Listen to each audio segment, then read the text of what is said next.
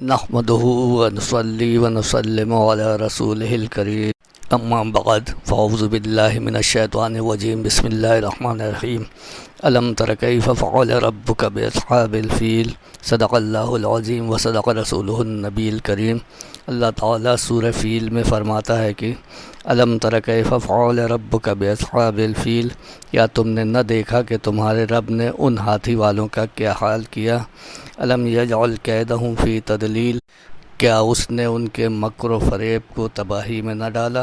وارسل علیہم طیرا ابابیل، اور ان پر فوج در فوج پرندے بھیجے، ترمیہم بحجارۃ من سجیل، جو انہیں کنکر کے پتھروں سے مارتے تھے، فجعلہم کعصف مأکول، تو انہیں جانوروں کے کھائے ہوئے بھوسے کی طرح کر دیا۔ اس سورہ میں جو واقعہ بیان کیا گیا ہے اس کا خلاصہ یہ ہے کہ یمن اور حبشہ کے بادشاہ ابرہہ نے جب حج کے موسم میں لوگوں کو بیت اللہ کا حج کرنے کی تیاری کرتے ہوئے دیکھا تو اس نے اس غرض سے صنعاء میں ایک گرجا گھر بنوایا تاکہ حج کرنے والے مکہ مکرمہ جانے کی بجائے یہیں آئیں اور اسی کنیسہ کا طواف کریں۔ عرب کے لوگوں کو یہ بات بہت ناگوار گزری۔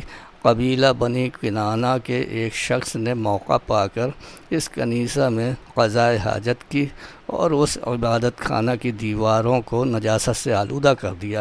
ابرہہ کو یہ بات جب معلوم ہوئی تو اسے بہت غصہ آیا اور اس نے قسم کھائی کہ وہ کعبہ معظمہ کو ڈھا دے گا۔ چنانچہ وہ اس ارادے کے ساتھ اپنا لشکر لے کر مکہ کے لیے چل پڑا۔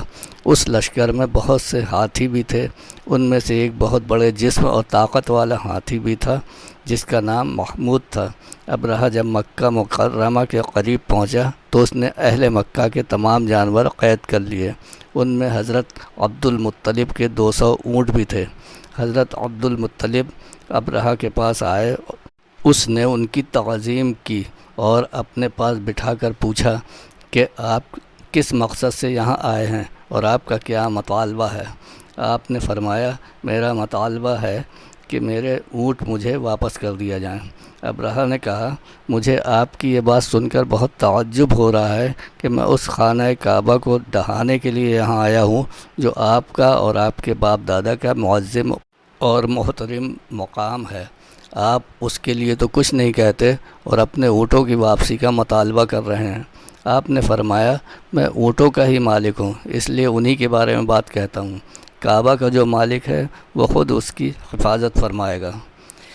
یہ سن کر ابرہہ نے آپ کے اونٹ واپس کر دیے اور حضرت عبد المطلب نے واپس آ کر قریش کو صورتحال سے آگاہ کیا اور انہیں مشورہ دیا کہ وہ پہاڑوں کی گھاٹیوں اور چوٹیوں پر چلے جائیں۔ چنانچہ قریش نے ایسا ہی کیا اور حضرت عبد المطلب نے کعبہ کے دروازے پر پہنچ کر بارگاہ الہی میں کعبہ کی حفاظت کی دعا کی۔ دعا سے فارغ ہو کر آپ بھی اپنی قوم کی طرف چلے گئے۔ ابرہہ نے صبح تڑکے اپنے لشکر کو تیاری کا حکم دیا۔ اس وقت محمود نامی ہاتھی کی یہ حالت تھی کہ جب اس کو کسی دوسری طرف چلاتے تو چلتا تھا، لیکن جب کعبہ کی طرف اس کا رخ کرتے تو وہ بیٹھ جاتا تھا۔ اللہ تعالیٰ نے ابرہہ کے لشکر پر سمندر کی جانب سے ابابیل پرندوں کی فوجیں بھیجی۔ ان میں سے ہر پرندے کے پاس 3 کنکریاں تھیں، 2 دونوں کے پاؤں میں اور 1 چونچ میں تھی۔ وہ پرندے آ کر کنکر کے پتھروں سے انہیں مارنے لگے۔ اس سے ابرہہ کی فوج بدحواس ہو کر بھاگنے لگی۔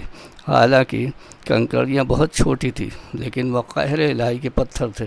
جس شخص پر بھی وہ پرندہ سنگریزہ چھوڑتا وہ سنگریزہ اس کے سر کو توڑ کر سر سے نکلتا ہوا جسم کو چیرتا ہوا ہاتھی سے گزرتا ہوا زمین پر پہنچ جاتا۔